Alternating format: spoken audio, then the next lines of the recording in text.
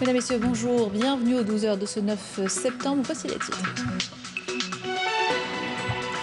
Le président de la République, Abdelmadjid Tebboune, ordonne à la Direction générale de la Sûreté nationale de diligenter immédiatement une enquête sur les causes de l'élévation anormale du niveau des eaux enregistrées dans certaines routes et trémies dans le pays. À l'Assemblée populaire nationale, les débats se poursuivent autour du projet de révision constitutionnelle au niveau de la Commission des affaires juridiques. Le Premier ministre écoute en ce moment même les interventions des présidents des groupes parlementaires. L'intervention également du ministre de la Justice, garde des Sceaux, est attendue dans la journée. Deuxième jour de la visite du ministre de l'Industrie à Annaba, Farhat Ait Ali revient sur la situation économique du complexe d'El Hadjar et la relance de la production nationale sidérurgique. Nous vous ferons découvrir le parc national d'El Meddad à Tissemsilt, un parc naturel immense avec une végétation riche qui attire de plus en plus de monde depuis la levée du confinement partiel. Bienvenue, je vous le disais en titre, le président de la République Abdelmadjid Tebboune a ordonné hier à la Direction générale de la Sûreté nationale de diligenter immédiatement une enquête sur les causes de l'élévation anormale du niveau des eaux enregistrées dans certaines routes et trémies dans le pays. Décision suite aux dégâts causés par les pluies dans la capitale et dans d'autres villes du pays, précise le communiqué de la présidence de la République.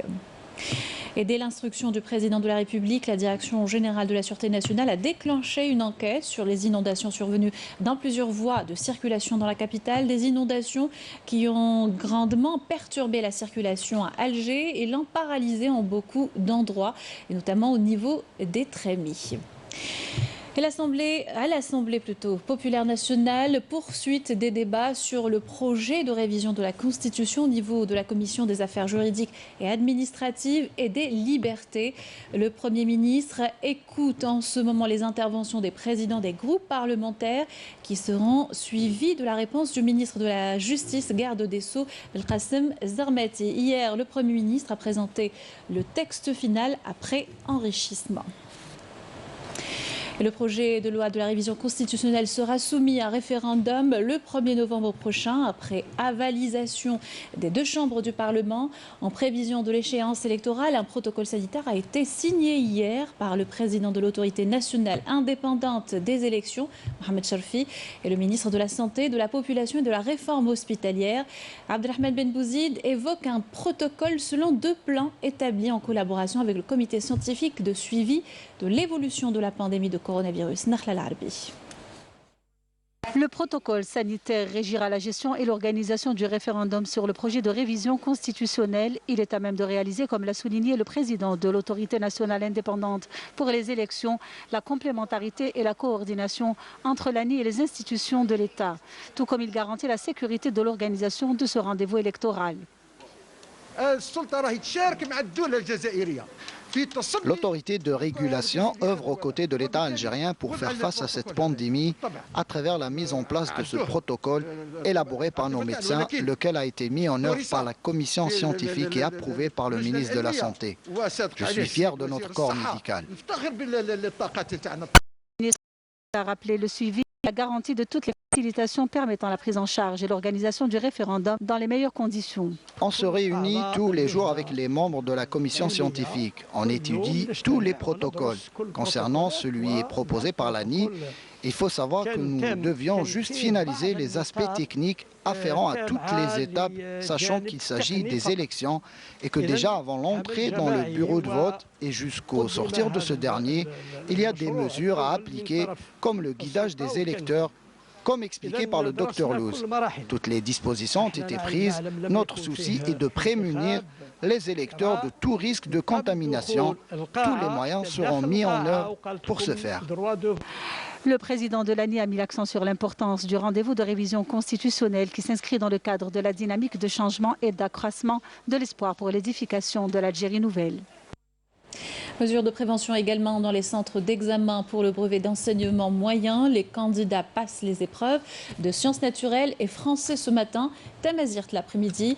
C'est le troisième et dernier jour des épreuves. Ils sont pas moins de 670 000 élèves concernés par l'examen optionnel pour les élèves ayant obtenu la moyenne de 9 sur 20 pour les 2 premiers trimestres. Disposition prise par les autorités compte tenu de l'année scolaire particulière. Deuxième jour de la visite du ministre de l'Industrie à Annaba hier, Farhat Aït-Ali lève le voile sur la situation économique du complexe d'Al-Hadjar et la relance de la production nationale pour se faire un planning pour une reprise de travail dans ce complexe. Fleuron de la sidérurgie algérienne, il emploie plus de 6 000 travailleurs. Les détails avec Yasmine Messaoudi. Donnant son évaluation des activités économiques de l'entreprise ferroviaire de construction de matériel et équipements ferroviaires d'Al-Hadjar dans la wilaya de Annaba, le ministre de l'Industrie et des Mines, Farhat Aït-Ali Ibrahim, a révélé lors de sa visite de travail que cette entreprise pouvait atteindre un taux important d'intégration industrielle, ce qui permettra d'économiser les devises utilisées pour l'importation des équipements nécessaires aux activités de production. Par ailleurs, le ministre a affirmé que Ferrovial disposait d'une importante base industrielle qui avance vers la modernité pour créer de la valeur ajoutée et développer ainsi la filière ferroviaire.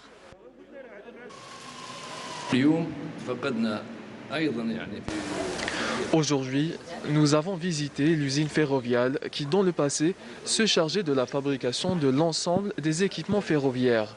Nous avons fait le constat de la situation financière, ce qui nous pousse à faire notre possible, Inch'Allah, pour sa réintégration. Le taux de cette réintégration peut être considérable dans tous les domaines de maintenance des chemins de fer, ce qui nous évitera les erreurs du passé. Le ministre s'est rendu par la suite à l'unité Cital qui se charge de l'assemblage et de la maintenance des rames de tramway sur l'ensemble du territoire national. Le numérique, un secteur qui attire beaucoup les porteurs d'idées. De nombreuses start-up existent et voient le jour régulièrement. Dans ce domaine, nos équipes à Oran ont suivi un groupe de jeunes ingénieurs en plein processus de création des applications et des plateformes utiles aux futurs prometteurs. Sarah Derbel. L'heure de la pause est terminée. Ces jeunes ingénieurs et développeurs d'applications sont décidés d'aller jusqu'au bout dans leur projet. Ambitieux et volontaires, ils forment une équipe supervisée par l'un de leurs confrères, Ma'amri Ali. Leurs produits, des plateformes numériques payantes ou gratuites, mais très utiles. On a des jeunes entre 20 et 30 ans. ندو ثاني الجو تاع العمل هذاك يحفزك باش توجور تقدم اكثر توجور تعلم توجور تكون ميو في الدومين تاعك. نقدروا نفسو n'importe quelle application développée مش عارف فرنسا امريكان. Ici, on propose une idée, on la débat et on échange les avis afin d'optimiser le nouveau produit, c'est-à-dire la nouvelle application. À l'exemple de cette plateforme spécialisée dans l'appel vidéo à distance qui a été développée par l'ensemble de cette équipe. La partie recording, elle est bien. Il faut mettre un message. On n'enregistre pas les réunions. Ça veut dire c'est au client, ça veut dire qui il va enregistrer les réunions à son niveau et les enregistre, sans passer par nos serveurs. Exécuté avec brio, ce large choix d'applications reflète les compétences de ces jeunes qui espèrent des encouragements de la part des pouvoirs publics. On a des applications comme GPS Myself, téléchargées en masse, c'est-à-dire au Japon, la Corée du Sud, les USA. عندنا صدير الشاب الجزائري اللي متخرج من الجامعه الجزائريه عنده القدرات صدير باش ينافس صدير الشركات العالميه. Qui va doucement arrive sûrement. Telle est la devise de ces jeunes Algériens qui apposent par leur savoir-faire un made in Algérie authentique. Situation sanitaire à présent, 285 nouveaux cas confirmés de coronavirus, 198 guérisons et 9 décès ont été enregistrés. Selon le dernier bilan actualisé hier par le comité scientifique de suivi de l'évolution de la pandémie, on écoute le porte-parole, le Dr Jamal Fouar. Les principaux indicateurs enregistrés au cours des 24 dernières heures sont les suivants.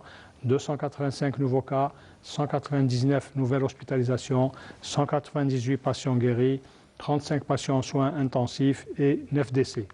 Avec la notification de 285 nouveaux cas au cours des 24 dernières heures, l'incidence des 24 heures est inférieure à 1 cas pour 100 000 habitants, sachant que 18 wilayas n'ont pas notifié de cas au cours des 24 dernières heures, 21 wilayas ont notifié entre 1 et 9 cas et 9 wilayas ont notifié 10 cas et plus. Pour ce qui est des décès, nous avons enregistré au cours des 24 dernières heures 9 décès, 9 nouveaux décès, rahimahumullah. Pour ce qui est des patients qui ont été hospitalisés durant les 24 dernières heures, leur nombre est de 199 patients.